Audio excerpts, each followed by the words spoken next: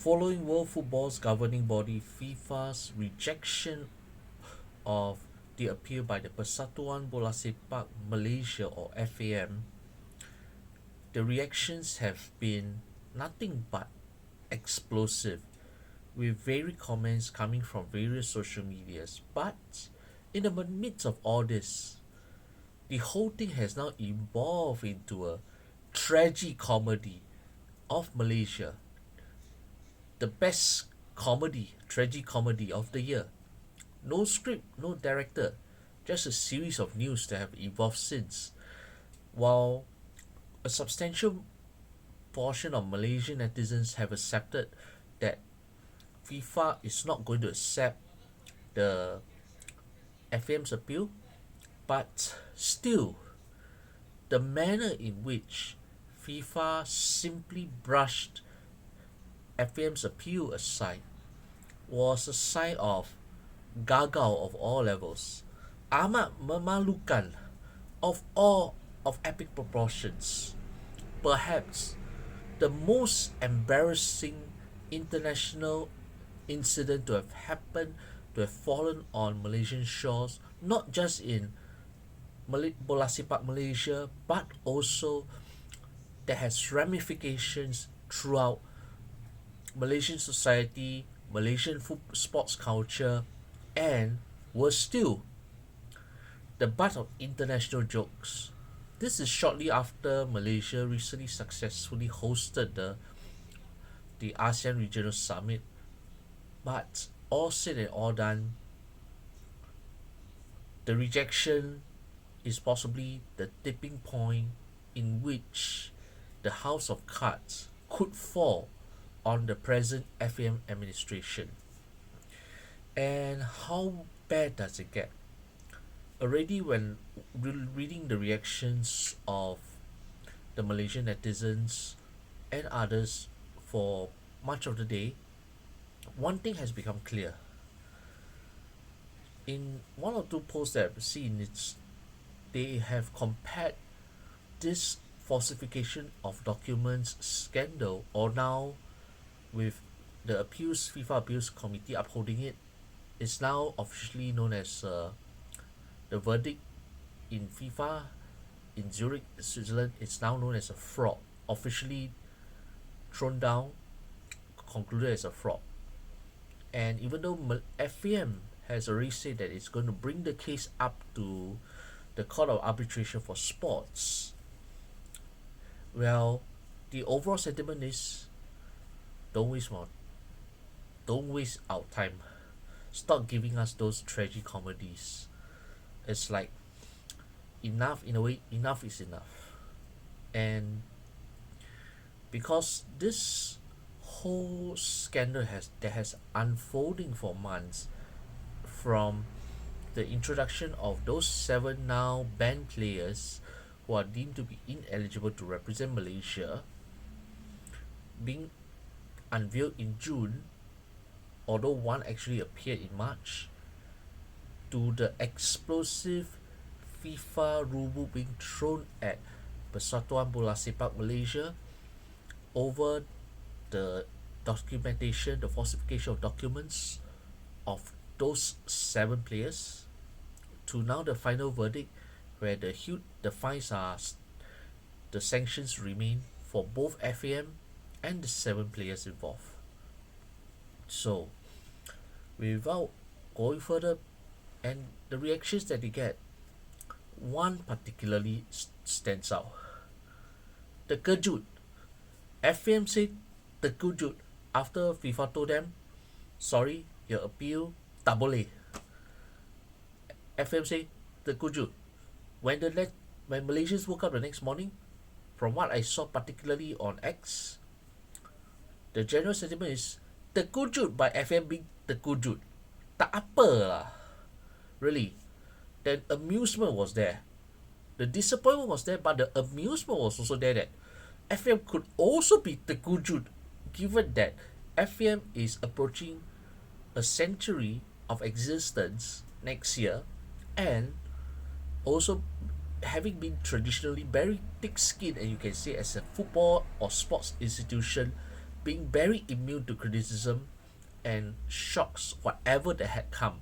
Not even the 94 corruption scandal, not even the 2007 Asian Cup fiasco on home soil, not even the previous SEA Games failures by the Malaysian national teams in the 1990s, or even subsequent embarrassment like the 0-10 loss to United Arab Emirates under national coach Dola Saleh. All these things, netizens whack, but FAM didn't say the kujut. And when FAM made that statement in the immediate aftermath of the final verdict from the FIFA Appeals Committee, FIFA for the first FAM for the first time say that they were shocked. That really amused the football fans. All the netizens, Malaysian netizens, like terkejut. I also terkejut, but you're terkejut.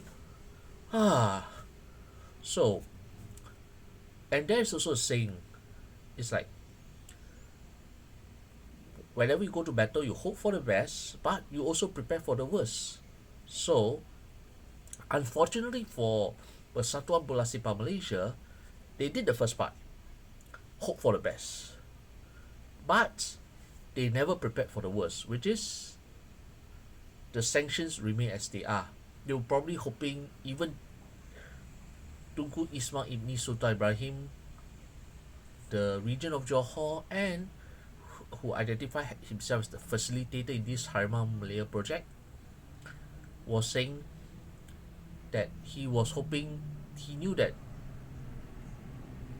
the sanctions would not be exactly lifted, but he was hoping that the punishment would be lightened. But they weren't prepared for, I think it's the worst case scenario, the sanctions remain as they were. So the crux of all this FA terkejut is, what did FAM hantam to the FIFA appeals panel during this whole appeals process? What did the legal team hantam that made the FIFA appeals committee say, don't lah, don't waste time lah, malu lah, that, like, I look at this thing, it doesn't make sense. You aren't showing anything new, you aren't showing anything, and while we are expecting a certain, you can say, expected decisions or motivated decisions to in the full judgment on the entire thought process and procedures in which both sides gave during this period in around 9 to 10 days time. But it's pretty evident that from this basic understanding on the rejection of FAM's appeal outright, it showed that FAM, the legal team, like unfortunately one or two institutions in those legal battles, I mean especially Pedra Branca, where it was known that the Malaysian side, when they were battling against the Singapore representative, the Singapore side, when it came to the ownership of Pedra Branca, that the Malaysians were much less prepared in fighting out all the finer details of the argument compared to the Singapore side.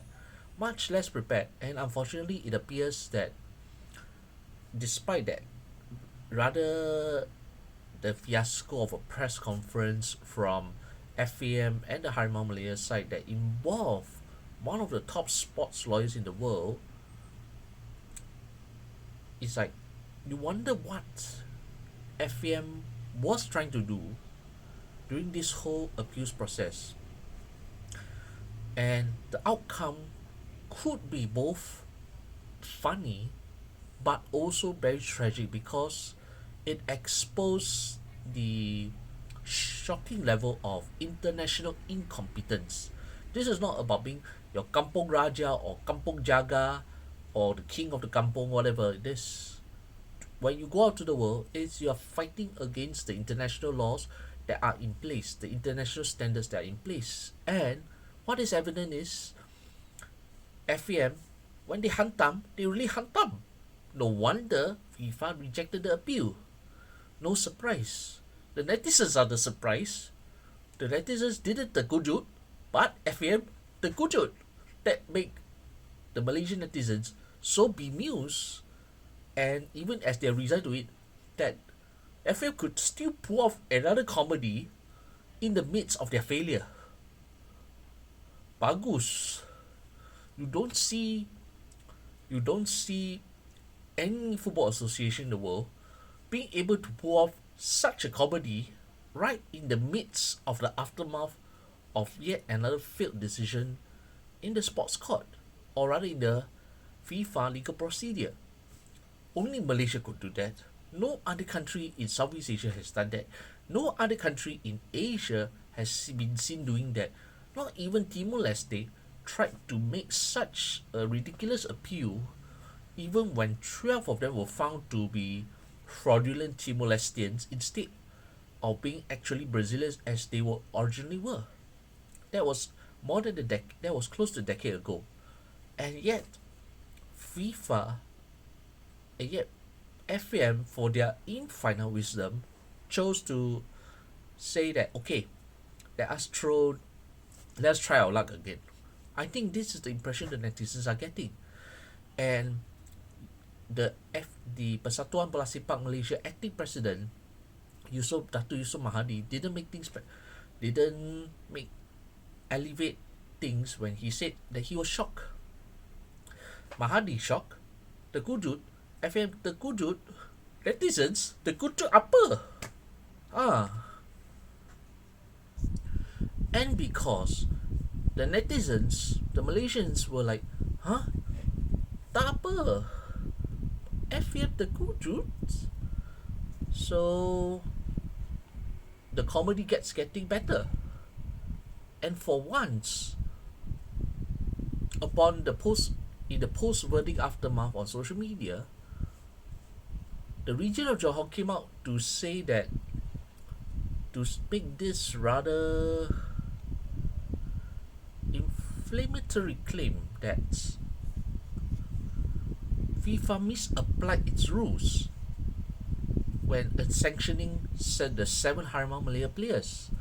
This coming from the article from Free Malaysia Today, because he claims in a social media post that Article 22 of FIFA's disciplinary code only allows punishment for those who falsify or use falsified documents. That has led to a very strong reaction from John Duerden, who actually come out to say along the lines where he has appreciated what the region of Johor, or TMJ as is better known, for what he has done to help rejuvenate Malaysian football ever since first starting out as the new owner of Johor Darul Takzim, or JDT, in 2013. And much of where Malaysian football has evolved since has come because of him. But as renowned Asian football expert Duerden added on his X tweet that this is not one of them. And he added that the focus has to be on the accountability and reform at the Persatuan Bola Sepak Malaysia, and not pushing outlandish conspiracy theory narratives. And on this part, unfortunately, I agree, because as much as the players are partially victims themselves, but in legal terms, and you're talking about some of the sharpest legal minds in the world of football, where they come together and look at this case coldly on the facts. They're not going to think of what the government thinks. They're not going to think about what Tunku Mahkota of Johor thinks. They're not going to think about what the Malaysian netizens think. They will only look at the cold hard facts based on the law that is applicable in the country. And when FIFA state those rules in whichever language, and primarily is in English in this context, it is about the facts of the case. And given in this interpretation of the FIFA Discipline Code Article 22, as perhaps unwilling parties of this falsification of documents or documentation fraud as is now established, these players are also culpable. They are guilty, however the level of gullibility they have. Yeah, they could be naive. They could be motivated by other factors that led to them taking up Malaysian citizenship. And this has greater implications, which I'll expand upon in the next few points. But those 7 players are now found guilty, and it is based on what is said so far, it is highly unlikely that even when FAM escalates this case up to the CAS, that they will succeed in overturning the punishment that FIFA has handed over to them. It's like going back to the same old dogs vomit. I know. It's like if you are trying the same thing over and over again using the same method and expecting a different outcome, gila je. Gila. Really. And that's where some sections of the netizens have already come out to say, please stop appealing to CAS and accept the fate. Although it is pretty clear that there is a motivation in why the FAM still has to do this, because for FAM, if they do not appeal to the CAS, it means they implicitly admit that they're guilty. And FAM and those 7 players are going to fight tooth and nail to ensure that they remain innocent until proven guilty at the very final stage of their appeal process. So, in this whole unfolding tragicomedy in bola sepak Malaysia, it is pretty clear that without fresh evidence to prove otherwise now, in those new submissions or whatever submissions they're going to hunt up, unless it's led by Serge Vitos personally to push this case in CAS, the appeal will unexpectedly once again fall so flat on their faces that FAM could be the laughing stock of world football, not just for trying to cheat their way into winning games using players who do not even have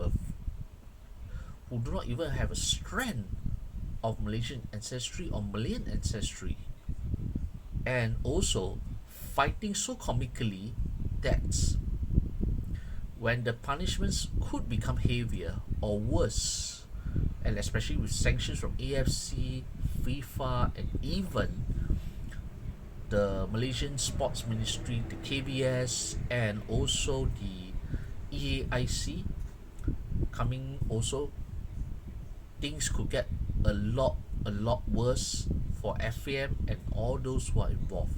Even if the 7 are not going to be, could or may not be liable within the Malaysian laws, but falling flat not just in trying to keep doggedly fighting to prove your innocence, even when the evidence from the neutrals say that, what are you trying to do?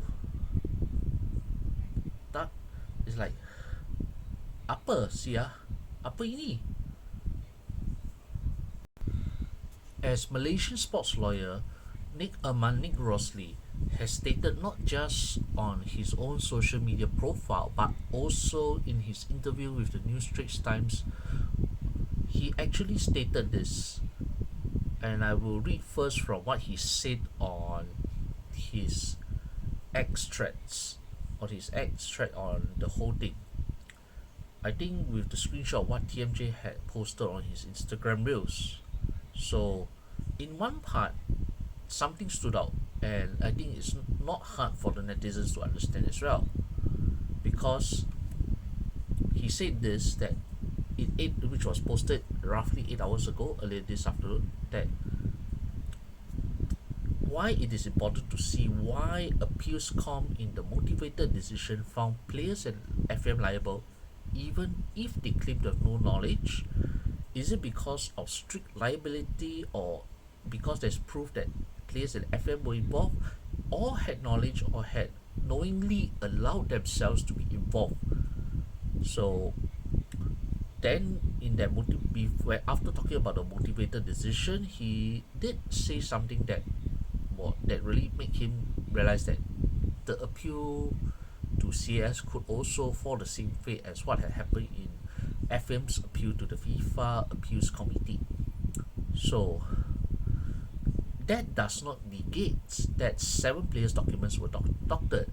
It cannot be a coincidence all 7 players from different countries' documents were doctored. So he's drawing on the possibility that there is some kind of an elaborate scheme to get those players to represent Malaysia despite not having Malaysian heritage, which I will delve upon much more substantially shortly after, once I go through this part on the stop trying to appeal and accept the fate. So, in his interview with the New Straits Times, he reinforced something from what he has said in his tweet. Because the main factual dispute concerned the existence of the original birth certs for the players' grandparents. So, in this, why did he say that although FAM would be trying to appeal, because as I mentioned just moments earlier, if FM decides not to appeal, it would effectively amount to admitting that the documents were doctored, and that would cause a lot more follow-up punishments to follow from other bodies, both foreign and local. That includes the AFC, KBS, and the Enforcement Agency of Integrity and EAIC. So this is where he also cautioned that there's something that FAM must really think about before proceeding to their final appeal, which could once again involve taxpayers' money, because he said this in the final one. He said, as an association that has repeatedly received substantial government funding, which comes from taxpayers, FAM must carefully consider public opinion before proceeding. So that is that part in which he spoke about not trying to fight for the sake of fighting if there's nothing new to show. Then you also have a Malaysian sports video content manager who actually tweeted this also on X, that FM should just accept defeat and move on. No need for CAS. As TMJ said, it was just a hiccup. Let's wait for AFC's verdict. If there's a points deduction, then go to CAS. We got a better chance of winning that than wasting money on a FIFA case. We will definitely lose. I think his point is, instead of going to CAS to fight on the birth certs part, why not use the CAS appeal when AFC said that, well, we are going to turn those victories against Nepal and Vietnam from 2-0 and 4-0 to 2 retrospective 0-3 defeats because of using of the now ineligible players for the Malaysian national team, which, while on that point, is flawed, but the general gist is also clear. It's like there's a sentiment of FM should just accept defeat and move on. So where this goes, we should now delve into something that is a lot more serious after all this talk about this tragic comedy by FAM. The bigger question now is, why is Malaysian football so easily infiltrated and exploited by international football agents? I mean, for club football, it is easily understood, but because this time it involves international football, where the national team, however poor the league or however strong the league is, the national team is still the embodiment of the apex of the pinnacle of a nation's football. Whether it's having your heritage players or naturalized players after the fire residency rule, or having your local born players coming through the youth system, as one of our own to play for the flesh and blood, for the pride of the nation, wearing the nation's flag while going out there on the pitch to play for the nation instead of your usual club employers. And that level of sophisticated manipulation of documents has appeared to be part of a work of a network of Spanish speaking football agents, because TMJ did admit in his special press conference to Malaysian sports journalists back in late October, on October 25th, that there were agents who had recommended players to play for Harimau Malaya, and out of the 27 or 28 players recommended, only 7 were eventually cleared and approved to do so. So it is pretty clear in the gist of the article from scoop.my or the Scoop that because of this infiltration from those Spanish speaking players and the connection between the majority of the 7 players who were implicated,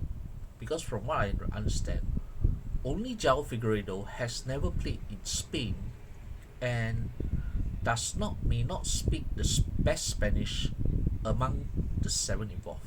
The rest, including Hector Havel, who was born in the Netherlands, had played in Spain and speaks rather fluent Spanish. And because of the infiltration of Spanish agents and intermediaries into the Malaysian football system, especially probably in the past decade or so, it has come to a point where, yes, it is understandable when clubs or the agents recommend players from their own nationality or the nationality that speaks the same language as them to bring them over to be imported as your foreign players, but to have them to be imported to become national players for Malaysia, a different country, where it is now finally proven by FIFA that none of the 7 have any Malaysian ancestry or Malayan ancestry. It puts a very delicate, tight spot for those involved in Malaysian football, because it exposes the rather tricky issue of football agents being involved in the game, and how did they work to get those 7 to become Malaysian citizens in such a short space of time. And more critically, I think on the wider national level in Malaysia, where you have those stateless residents who have been born and bred in Malaysia, but because of their parents' nationality are still without the Malaysian identity card or my card to show that they are legal citizens of the country. So it's like that huge contrast, and the procedure, and also notwithstanding the National Registrations Department odd tendency to occasionally give out random my cards to foreign workers or foreigners who appear out of nowhere to be joining the queue of proper eligible Malaysian voters in national elections. So, and past videos in the past general elections, although it was very sporadic, had exposed this particular issue, which unfortunately has evolved into something rather bigger when it came to, I think, those 7 players. It's like, despite all the defending by Safudin Nasution, who is in charge of the local affairs, and indirectly Hannah Yeoh, who is the sports minister, it appears that their bodies were somewhat complicit in a way or another when it came to allowing those 7 to have such a speedy process towards citizenship. I'm sure many foreigners who had been waiting to get their my card for so many years without success will wish that their path was as smooth as those 7 foreigners. or those 7 players. So in this case, it is about playing the middleman that has gotten quite awry. So for in this case, when it comes to the agents part, I'll refer to the Star article which was written by Avineshwaran, or Avinesh as he's better known, on the role of agents from what he has interviewed in to the experts in the Malaysian football scene. So according to an anonymous football agent, he says that in usually when it comes to football agents, when it comes to this naturalization or process to change international allegiance to a different country, it is not them who do the direct documentation process, but it's more limited to identifying and connecting the eligible players through FAM rather than handling those documents or naturalizations applications themselves. So, and he added that in his case, where he had a former player under his wing who was going through this process, that entire procedure was handled by a club. So he has said that, so this was how he explained this whole situation from which I'm reading from the article. The players identified as part of the 7 could have been first approached through an agent. So the agents might have helped connect those players to the federation, maybe to submit certain documents or to start discussions. But the actual submission for naturalization would definitely have been done in Malaysia by the local authorities or the federation, not by any agent. So he also added that in this case where Article 22 is related, FIFA has a very clear stance on player eligibility, and which should have left very little room for manipulation. So there is no. So the thing is to ensure that, I mean, in what he has said is, by if a player wishes to play for Malaysia, is either one of his parents is Malaysian, as has happened very early on when they started this non-local born players process through Brandon Gunn, who is the first one because he has a Malaysian parent, to eventually your fire residency rules, such as in the case of Paulo Jose, the most prominent one, or Romel Morales, who scored the equalizer that helped Malaysia win a point in the 3-3 draw in their final Asian Cup 2023 group match against South Korea. So he also said that not every player who with heritage qualifies. They must meet both the sporting standard and eligibility requirements. So in this documentation scandal that is now the talk of the Malaysian football community and also the wider football community in Southeast Asia and the world, those 7 players clearly meet the sporting standard, but have no trace of any iota of eligibility. So it's really amat malukan lah. So but and also the role of the agents involved in all this process, because when I touch on a different article that was written by retired sports editor and former sports journalist Tony Mariadas, which was written as far back as 13th of September 2013, which is still available online, it is said that the culture of paybacks has been quite common when it comes to getting the agents to recommend foreign coaches and foreign players to join the clubs, with kickbacks given to various officials who had certain links or certain connections to the higher ups, as they say. And this article can be found on Malay Mail itself, the online edition of Malay Mail.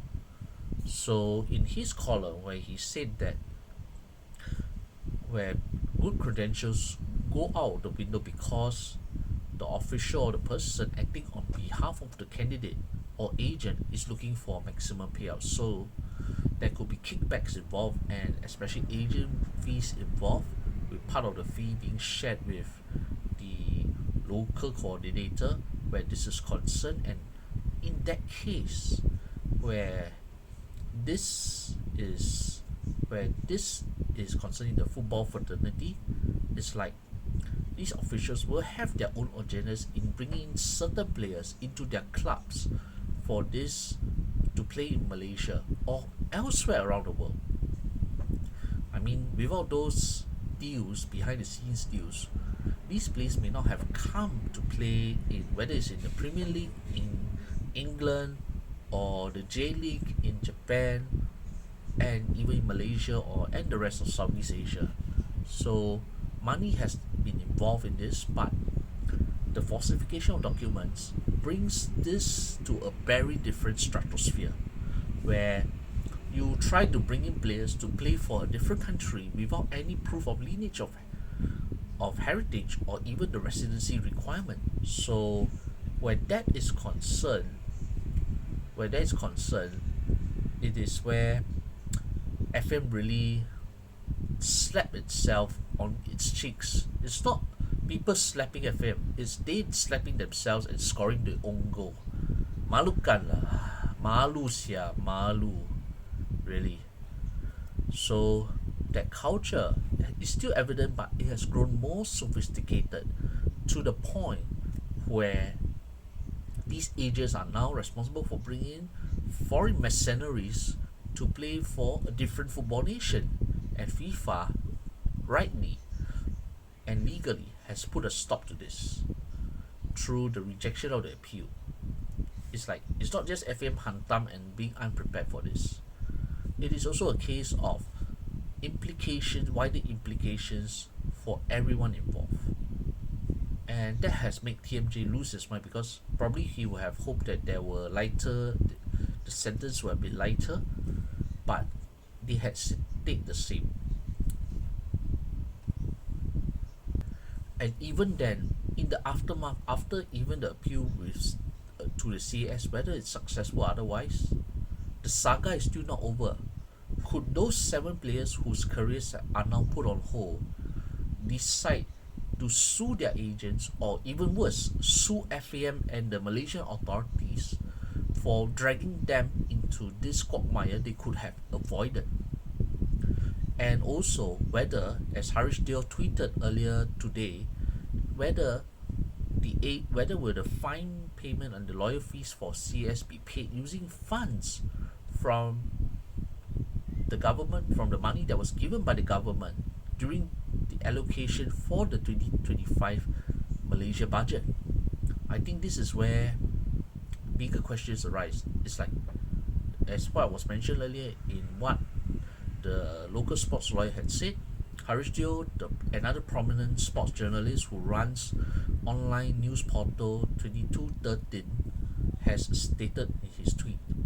And it's pretty clear that either appeal or otherwise, it is becoming not just a farce but a very messy entanglement that has huge ramifications. And how huge are those ramifications? Well, worse is really to come because KBS has through their sports minister Hannah Yeoh has already announced today that they are commencing investigations, but has stated that the investigative body from his department will be treading carefully to make sure that whatever moves they're making to investigate Persatuan Bola Sepak Malaysia is not going to contravene the FIFA regulations when it comes to government interference, as those words that the careful minister has stressed in trying to avoid an outright FIFA suspension from what her ministry is trying to do in investigating the now bad boy of Malaysian sports. I mean, it's usually the bad boy, but this is really a case of epic proportions that cannot escape investigation any further. So that was on the part of the KBS. And the Suruhanjaya Integrity Agency Penguatkuasaan, or officially in English Enforcement Agency Integrity Commission, has announced that it is establishing a special task force headed by ex-federal court judge Datuk Dr. Prasad Sandosam Ibrahim, and with three other former legal counsels or judges to investigate the the entire process in which those 7 players' naturalization documents were being handled. And what is pretty clear is they want to they will, in its statement, you say that they will conduct a holistic investigation covering the aspects of integrity, governance, and procedure compliance involved in the management and confirmation of the relevant documents. So now, this is no longer a sporting issue. This is a national issue where it involves how the bureaucracy has handled those 7 applicants, the documents, whether those papers are in order or otherwise, and whether certain procedures could have been broken during the process of fast tracking those 7 applications towards Malaysian citizenship. So on that front, that means FM is not going to get away, even whether they succeed in the CAS appeal or otherwise. And once again, the joke of the town, the joke of the nation, the joke of the football world, the joke of Malaysian football. And it is probably, I think, I admit I denied it yesterday, but it is now admittedly probably one of the saddest scandals to have happened in what should not have been the case over those 7 ineligible players. And with Malaysian football, or the Persatuan Bola Sepak Malaysia, approaching a centenary of existence as a football institution, it is pretty clear that change has to happen. It's not just cosmetic changes or just the suspension of the Secretary General Noor Azman Hamzah, who still somehow managed to appear in the ASEAN FIFA event attended by the FIFA President Gianni Infantino during the ASEAN Summit. But it's not just a cosmetic changes of changing a few players, but it is, as what Pola Singh has mentioned in his column on 2213, it's FAM should not appeal to CS, a point that I made earlier, but the entire FAM committee council must resign immediately, because Malaysians want football to flourish and not to be mired by yet another scandal. And it's not just about losing points in retrospective defeats during these qualifiers, but also by dragging this whole appeals process, he argued, it prevents the necessary process of cleanup and reform from the beginning. So, because he said this, the current officials who are in charge of the council, which unfortunately also involve the ex-Malaysian stalwarts of the 1980s and 1990s duo of Datuk Dollah Saleh and Datuk Zainal Abidin Hassan, it's like, because they come as an elected council, it is pretty clear that the overall public trust in this committee, in this entire Malaysian football leadership on the national level, has been totally lost. It's not just one person involved, but every single person involved. So this current FM's time is up. They must resign, because they have totally lost the trust of the Malaysians. Even the casual Malaysian fans who know more about European and world football than their Liga Super Malaysia, but know about the Harimau Malaya, because it's, again, the national team is at the forefront of this project.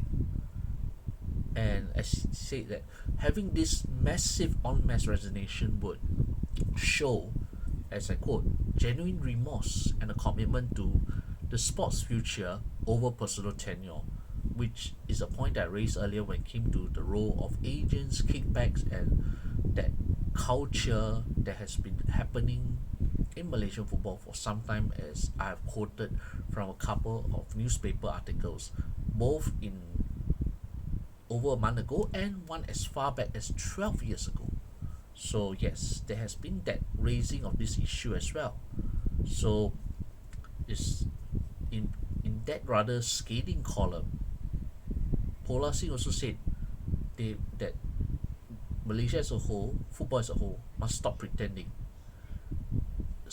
accept the verdict, apologize to the nation, and let a new group of individuals, totally new, that means nobody from that previous executive committee or even the council, not even the resigned, the 6-month reign of Johari Ayub, none of them should be allowed to continue or return to the to the FAM council. So let the fresh slate of new individuals come in to take charge, because the trust ultimately has been lost. Some are laughing at TMJ for his part in this whole fiasco. And this fiasco, which I have already admitted earlier, is probably worse than 1994, 2007, or only second, perhaps second to 1MDB, because this exposed not just Malaysian football, bola sepak Malaysia, but also the entire ecosystem, the entire nation, national culture, heritage, identity, and pride that has been wounded and hurt by this episode. What should have been that moment of euphoria that would last for eternity in that 4-0 win over Vietnam has now turned into one of the darkest pages in Malaysian football and sports history. And with that, whatever FAM decides to do next with its appeal to CAS after FIFA rejected the appeal outright, ultimately it's still, I think, in those few words: amat malukan, gagal, gila, probably just stop. It's shameful, it will hurt, those 6 points will be lost, but and at least I know the ramifications will be huge for FM if they stop. But the best way forward is really, let's sweep the whole let's sweep the broom clean and clean Kelana Jaya a lot more thoroughly this time. And I think for final notes, for all the camera appearances of Infantino with TMJ or with Hamidin and Hannah Yo, ultimately, as is proven, I think FIFA has a more rock solid case and a much stronger legal background, and it's going to be a case for CAS than whatever hantam that Malaysian football legal team could push through. Unless something miraculous happens, I don't see those 7 players ever coming back to play for Harimau Malaya again, and there will be some dark clouds, some disappointment, some resignation, some like highs, like kesian lah, over this fiasco. Even as Harimau Malaya still has to play their remaining 2 Asian Cup fixtures, with further punishments still set to come from AFC, KBS, EAIC. Could be lawsuits, private lawsuits from the 7. It could get a lot more worse. But for now, the immediate reaction is a tragic comedy. It's gaga of epic proportions, it's malu of epic proportions, it's really gila of epic proportions of FM trying to throw an egg on against the rock. And with that, let's hope that there is a fresh awakening in how Malaysian football ought to be run at the adult professional level. whether it's in the Liga Super, national team, or Hari, Team Kebangsaan, or even in the amateur football leagues, A1, A2, or even at the state leagues and whatsoever, that's there could be a refocus that would make Malaysian football regain that pride of what they have seen in the legendary 70s and 80s players, or even the feats of those players involved in the 2023 Asian Cup.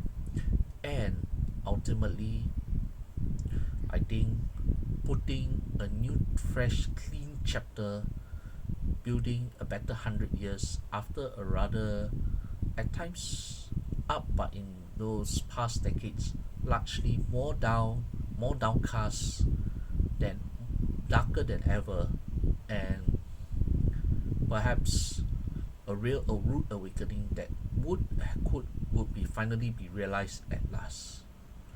We do may probably need Anwar Ibrahim like personality as the president to steer Malaysian football and Persatuan Bola Sepak Malaysia through those dark clouds, the way the actual PMX has done for Malaysia ever since taking on the long overdue prime ministership in recent years.